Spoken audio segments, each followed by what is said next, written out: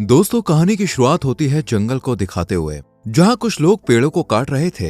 ये इस वक्त जंगल के साउथ हिस्से को साफ कर रहे थे। दिन भर सब कुछ नॉर्मल रहता है, लेकिन शाम ढलते ही इनका एक साथी अचानक से कहीं गायब हो जाता है। सुपरवाइजर इन सब के हेड को कांटेक्ट करने की कोशिश करता है, लेकिन सामने से कोई रिस्पॉन्स नहीं आता। इधर ये हेड अकेला ही जंगल में चला जाता है, जो कि इसकी सबसे बड़ी गलती थी। और कुछ देर बाद यहाँ पर एक खतरनाक क्रिएचर आता है और इस पर अटैक करके इसे यहीं मौत की नींद सुला देता है। इसके बाद सीन शिफ्ट होता है जंगल के साउथ हिस्से से 90 माइल्स की दूरी पर, जहां हमें इस टाउन के शेरिफ पॉल को दिखाया जाता है, जो कि इस वक्त एक पार्क में अकेला बैठा था। ये देखने पर काफी मायूस और उदास दिखाई देता है। फिर हम रॉन नाम के एक आदमी को देखते हैं, जिसके पास 13 घोड़े थे, लेकिन अब सिर्फ 12 ही होते हैं। अपने एक घोड़े को ढूंढने के लिए रॉन पॉल और डॉनी की हेल्प लेता है। इन्वेस्टिगेशन के दौरान ये दोनों अंदाजा लगाते हैं कि शायद घोड़ा गेट खुला हुआ देखकर बाहर निकल गया होगा, इसलिए ये इस केस को ठंडे बस्ते में डालकर यहाँ से रवाना हो जाते हैं। जाते वक्त इन्हें रॉन की बेटी घोड़े के साथ दिखाई देती है। डॉनी इसकी तरफ प्यार भरी नजरों से देख ही रहा होता है कि तभी पॉल इसे वार्न करते हुए कहता है कि रॉन ने इसके लास्ट बॉयफ्रेंड को शूट कर दिया था। पॉल यहाँ से सीधा अपने बेटे एडम के पास जाता है।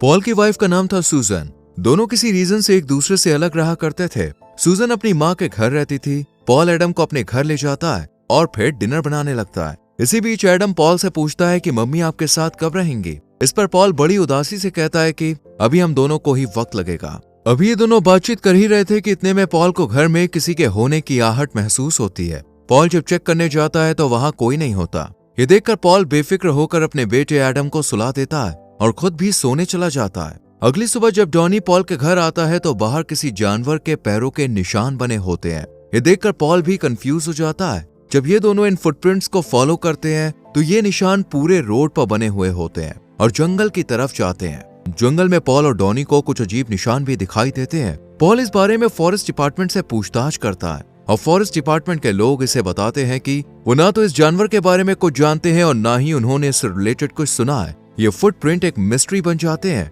जिससे टाउन के लोग डरने लगते हैं। पॉल इस जानवर की जानकारी जुटाने की बहुत कोशिश करता है, लेकिन उसके हाथ कुछ भी नहीं लगता और आखिर में टाउन वालों को ये बताकर उनका डर खत्म कर देता है कि वो सिर्फ एक प्रैंक था। इसके बाद हम पॉल को चर्च के फादर के साथ बात करते हुए देखते हैं। फादर इसे बताते हैं कि मेरा डॉग अचानक कहीं गायब हो गया है, इसलिए इसे मिसिंग रिपोर्ट लिखने को कहते हैं। दूसरी तरफ हम डॉनी को देखते हैं, जो कि इस वक्त पॉल के कैबिन में था। ये पॉल के ड्रॉअर से एक बच्चे की फोटो निकालता है और उसे बड़ी गौर से देखने लगता है। इसके बाद जब पॉल स्टोर से सामान खरीदने जाता है तो यहाँ क्लारा नाम की लड़की भी पॉल से टाउन में आए जानवर के बारे में सवाल करती है। और तभी जिम नाम का लड़का बीच में बोलते हुए कहता है कि मेरे दादाजी ने बताया था कि उस जंगल में कुछ तो खौफनाक है, जिससे हमें खतरा हो सकता है। लेकिन पॉल को इसकी किसी भी बात पर यकीन नहीं होता। जिम यहाँ डॉनी का नाम लेता है और बताता है कि इस सबके पीछे डॉनी का ही हाथ है। ये सुनकर पॉल जिम को काफी खरी खोटी सुनाता है और गुस्से में यहाँ से निकल जाता है।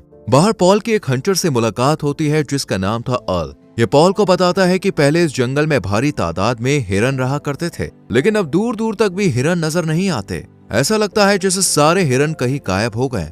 अर्ल की बात सुनकर पॉल को भी कुछ ठीक नहीं लगता और ये एडम को लेने के लिए सूजन के घर चला जाता है। सूजन पॉल को बताती है कि जब मैं और एडम पार्क में गए थे तो वहाँ सब बच्चे यही बात कर रहे थे कि डीमन आ गया है और वो फुटप्रिंट भी उसी के थे।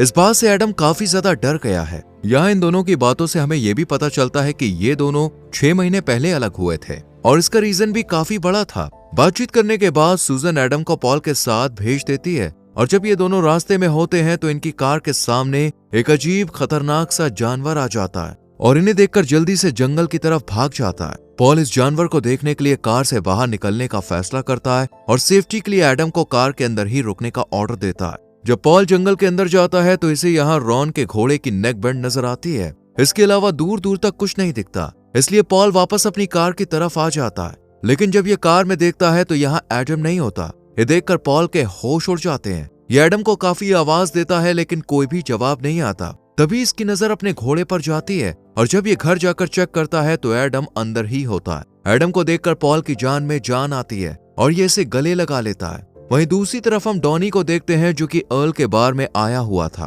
और डॉनी को ड्रिंक सर्व करता है और फिर दोनों बात करने लगते हैं। अर्ल डॉनी को जंगल से जुड़ी एक कहानी सुनाता है, जो कि इसकी दादी ने इसे बताई थी। अर्ल कहता है कि उस जंगल में स्पिरिट्स का बसेरा है और साथ ही एक लड़के के बारे में भी रिवील करता है। जो कुछ समय पहले अचानक कहीं गायब हो गया था। और जब उसे जंगल में खोजा गया तो वो 30 फीट ऊपर पेड़ पर टंगा हुआ दिखाई दिया।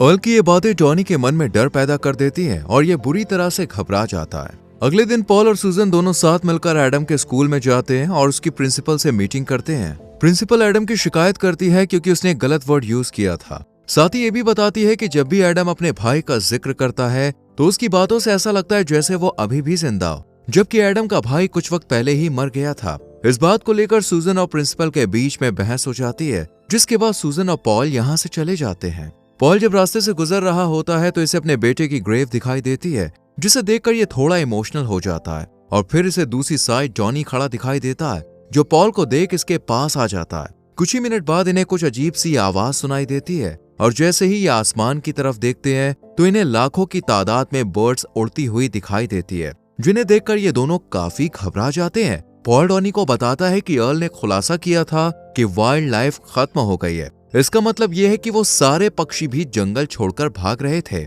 लेकिन प्रॉब्लम यह थी कि उन पक्षियों को साउथ साइड जाना था, लेकिन वो अलग दिशा में उड़ रहे थे।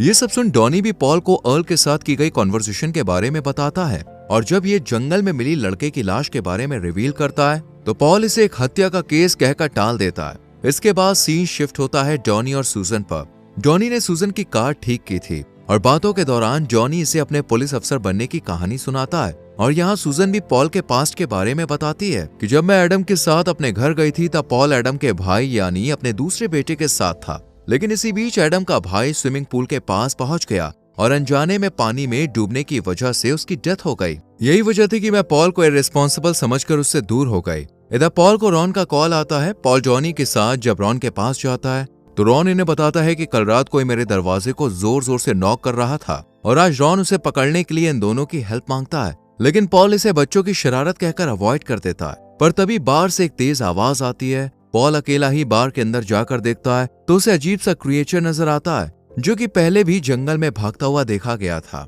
आज भी ये पॉल से बचकर भाग जाता है और अगली सुबह जॉनी और पॉल दोनों फिर से रॉन के बार में आते हैं, जहां इन्हें क्रिएचर के फुटप्रिंट्स दिखाई देते हैं। पॉल इन पैरों के निशान को सबूत मानकर इनके बारे में जानकारी जुटाने की कोशिश करता है, क्योंकि आज तक ऐसा कोई भी क्रिएचर नहीं देखा गया था। इसके बाद हम पॉल को अपनी फैमिली के साथ लंच करते हुए देखते हैं।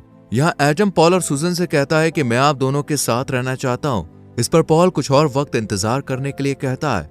इधर जॉनी क्लारा की शॉप में खरीदारी करने जाता है और यहाँ ये दोनों एक दूसरे से बड़े प्यार से बात करते हैं। रात में जब पॉल अपने घर जा रहा होता है तो इसे रास्ते में एक मरा हुआ हिरन दिखाई देता है। पॉल गाड़ी से उतरकर जब इसे चेक करता है तो यहाँ एक क्रिएचर आकर इस पर हमला कर देता है, पर इसे कोई चोट नहीं आती है और ये जल्दी से गाड़ी में बैठकर घर आ जाता है। अगले सीन में हम पॉल और जॉनी को अर्ल के बार में साथ बैठा हुआ देखते हैं। पॉल जॉनी को भी उस इंसिडेंट के बारे में बताता है। आज से पहले पॉल को क्रिएचर सिर्फ एक कहानी की तरह लगते थे, लेकिन जब इस पर अटैक हुआ तो इसे भी क्रिएचर की एग्जिस्टेंस पर यकीन हो जाता है। बार में ही दोनों की मुलाकात जिम से भी होती है, जो इन्हें प्रवोक करने की कोशिश करता है। अगली सुबह 3 हंटर्स जंगल में जाते हैं ताकि जानवरों को अपना शिकार बना सकें। ये तीनों ही इस बात से अनजान होते हैं कि क्रिएचर इन पर नजर रखे हुए है और मौका मिलते ही ये इन तीनों पर एक एक करके अटैक भी करता है। कुछ देर के बाद पॉल जंगल के रास्ते से गुजरता है और अचानक इसे अपने बेटे की याद आती है और ये कुछ अजीब बिहेव करते हुए अपने बेटे को आवाज लगाने लगता है।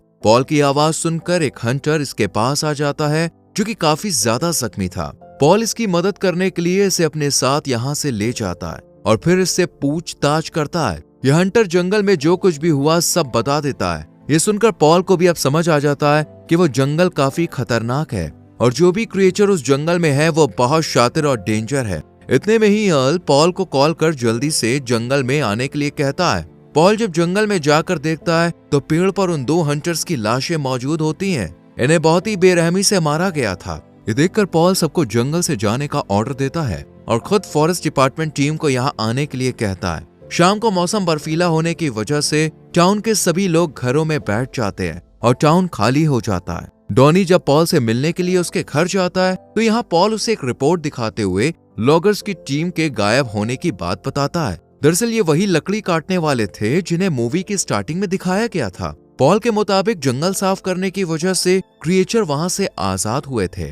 कुछ देर के बाद जिम पॉल के घर आकर इसे एक वीडियो दिखाता है जिसमें क्रिएचर भागता हुआ और अचानक से गायब होता हुआ दिखाई देता है। सबके चले जाने के बाद पॉल को एडम के चीखने की आवाज सुनाई देती है क्योंकि क्रिएचर इनके घर आ गया था।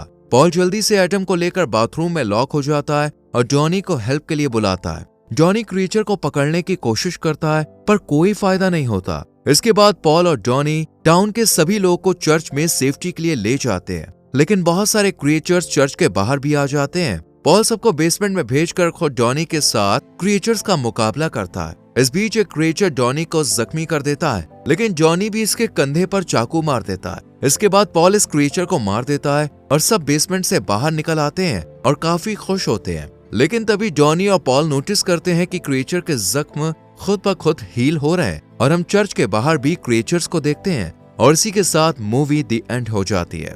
दोस्तों, कैसी लगी आपको इंटरेस्टिंग मूवी कमेंट में जरूर बताएं। वीडियो को लाइक और शेयर करके चैनल को सब्सक्राइब करें और बेल आइकॉन प्रेस करें जिससे आपसे आने वाली वीडियोस मिस ना हो। मिलते हैं आपसे अगली वीडियो में। Till then bye bye, take care.